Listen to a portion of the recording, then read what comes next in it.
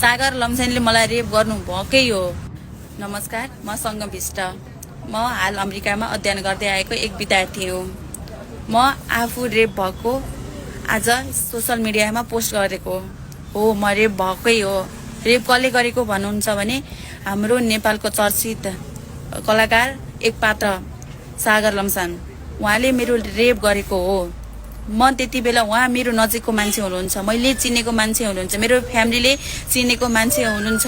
उहाँ 1 वर्ष अगाडि कार्यक्रममा अस्ट्रेलिया आउनु भएको थियो। म त्यति बेला डिप्रेसमा थिएँ। यहाँ मेरो कोही आफन्त थिएन, नजानेको सहर न आफ्नो देश।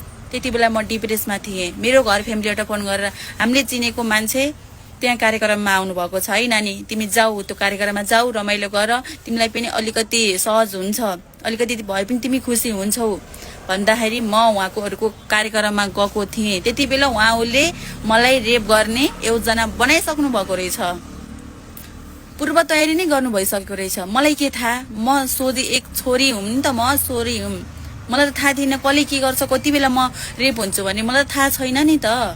तर उहाँहरूले पूर्व तयारी गरेर आउनु भएको रहेछ। सागर लम्सानले मलाई रेप गर्नु भएकै हो।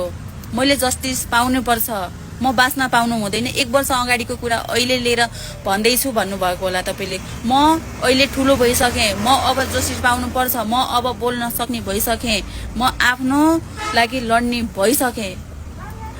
त्यो बलात्कारीले सजाय पाउनै पर्छ, ऊ जेलमा जानै पर्छ, उसले सजाय पाउनु पर्छ। मलाई जस्टिस दिनु प्लिज।